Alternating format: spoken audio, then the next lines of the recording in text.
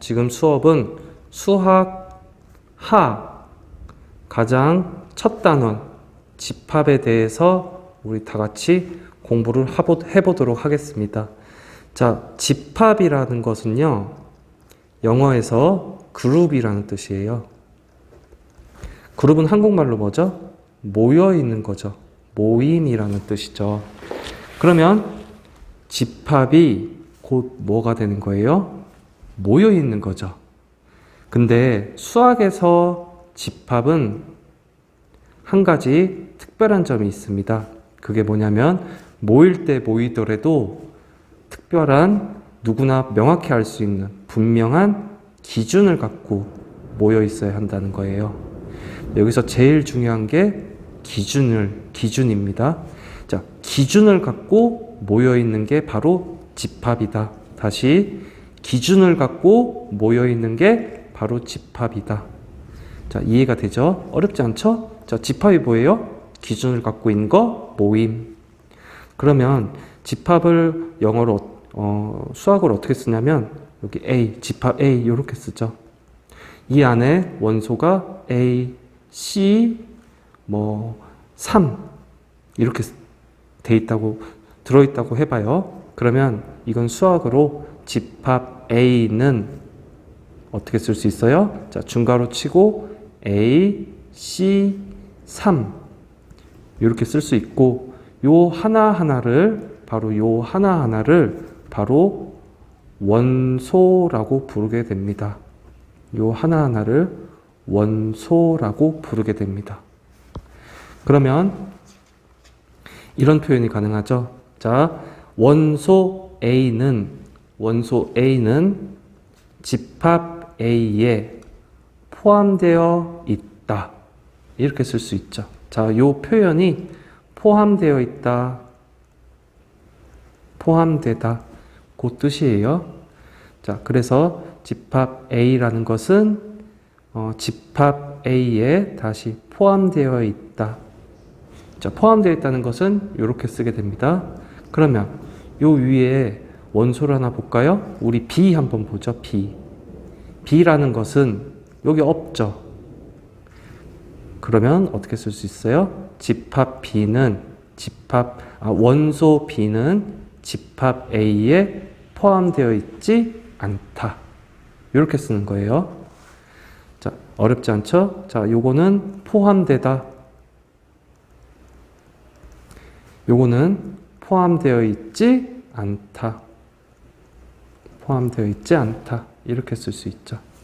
자, 정리를 해볼까요? 어렵지 않죠?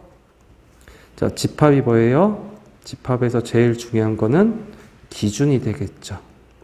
이게 핵심입니다. 이걸로 집합이냐 아니냐를 판단할 수 있는 방법은 기준이 명확하냐, 명확하지 않냐. 두 번째, 표기법에 관한 건데요. 수학도 언어죠. 자, 그래서 집합이라는 것의 표현법은 자, 항상 대문자로 시작합니다. 자, 집합이라는 것은 대부분 대문자로 항상 시작해요. 그리고 중괄호를 열고 요게 여기까지가 집합의 수학적 표기법이에요. 그러니까 우리가 영어 알파벳 쓰는 거 철자처럼 수학으로 이렇게 쓴다고요. 그 다음 이 안에 1, 2, 3 이렇게 들어있다고 해봐요. 요 하나하나의 이름을 우리 뭐라고 불러요? 원소라고 부르죠.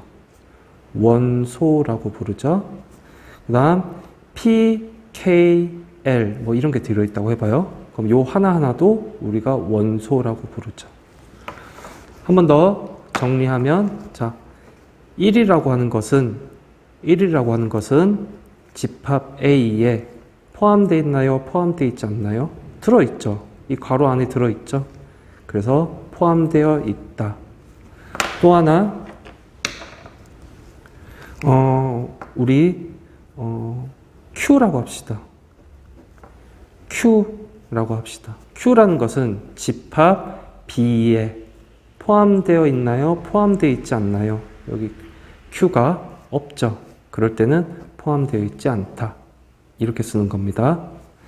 자, 하나도 안 어렵죠? 결국 뭐 배운 거예요? 집합이 도대체 무엇이냐? 표기법은 집합도 이제 영어처럼 막 써야 되죠. 언어처럼. 그러니까 이렇게 수학적으로 표기한다. 이렇게 수학적으로 쓴다. 그럴 때 요거 각각을 부르는 명칭은 뭐다? 원소라고 그냥 부른다. 그래서 원소가 A 안에, 집합 안에 표현되어 들어있다. 그래서 수학으로 어떻게 표현하냐면 1은 A 안에 포함되어 있다.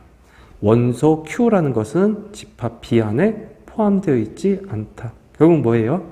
한국말을 또는 생각을 수학이라는 기호로 표현하는 것뿐이죠.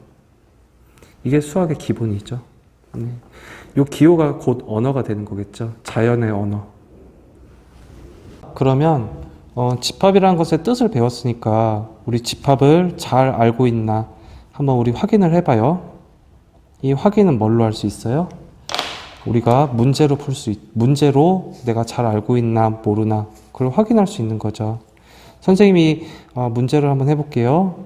자, 우리 반에서 키가 큰 학생들의 모임. 학생들 모임. 우리 반에서 키가 큰 학생들의 모임. 이거는 집합일까요? 아닐까요? 집합이 아니죠. 키 크다는 것이 뭐 몇 센치 이상, 몇 센치, 뭐 2m 이상, 뭐 그런 게 전혀, 뭐 1m 이상, 그런 게 전혀 기준이 없잖아요. 두 번째, 우리 반에서 잘생긴 애들 모임. 잘생긴 애들 모임. 자, 이 모임 자체가 집합이라고 했죠. 그룹이라고 했죠. 자, 이거는 집합일까요? 아닐까요? 얘는 집합이 아니죠. 왜 그래요? 특별한 기준이 없죠.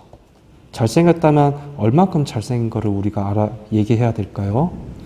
저는 얼만큼 잘생겨야 우리가 잘생겼다, 못생겼다 그런 걸 판단할 수가 없죠. 명확하지가 않죠. 그러니까. 그 다음 예를 들어 이렇게 해볼게요. 4보다 크고, 그 다음 9보다 작은 자연수 모임. 이런 건 어떤가요? 4보다 크대요. 4보다 크고, 자연수 네모 안에 들어있고, 그것이 뭐보다 작아요? 9보다 작죠. 이 안에 들어가 있는 숫자 5, 6, 7, 8, 9, 5, 6, 7, 8까지겠죠. 5에서 8까지. 얘네들은 기준이 명확하죠. 그죠? 기준이 명확하죠. 이런 것들을 수학에서는 수학적 집합이라고 우리가 말할 수 있습니다. 한 문제 더 풀어볼까요? 자, 키가 170, 키가 170의 센티미터에 가까운 사람들의 모임. 자, 이거는 우리가 집합이라고 할 수 있나요? 집합이라고 할 수 없나요? 선생님, 여기 170cm라고 명확하게 기준이 나와 있어요. 그래서 이거는 집합이 맞아요. 이렇게 우리가 생각할 수도 있는데, 자, 중요한 거는 그래요. 여기가 기준이 잘 나와 있죠. 하지만 이 말이 문제예요. 170에 가깝다. 그러면 우리가 170을 기준으로 두고 얼마만큼 가까워야 할까요? 모르겠다. 그죠? 얼마만큼 가까워야 우리가 170에 가깝다고 말을 할 수 있을까요? 모르겠죠? 이렇게 명확하지 않은 거,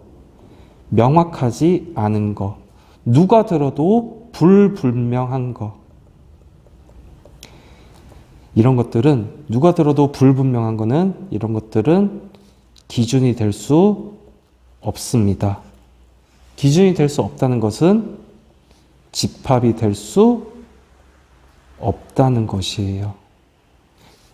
자, 그림으로 표현하면 집합이라는 거는요, 이렇게 표대가 이렇게 하나 서 있는 거예요. 그리고 이 표대 주변으로 항상 경계가 쳐 있어요.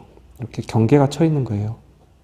그래서 기준이 명확해야 되고, 그 경계가 항상 명확해야 되고, 거기 안에 모여 있는 것들, 집합을 쉽게 표현하면 이런 식으로 표현할 수 있겠네요. 요래야만 우리가 집합, 모임이라고 부를 수 있어요. 모임에 부합하는 거겠죠. 자, 그 다음에 아까 배웠던 포함한다, 포함하지 않는다. 포함하지 않는다. 기호는 어떻게 쓰죠? 이렇게 쓰고 포함하지 않는다는 이렇게 쓰죠. 그러면 그 문제를 한번 풀어볼까요? 자, 20 이하의 자연수 중에서 20 이하의 자연수 중에서 5의 배수집합을 우리가 A라고 한대요. 20 이하의 자연수 중에서 5의 배수집합을 우리가 A라고 그렇게 문제에서 정의를 했습니다.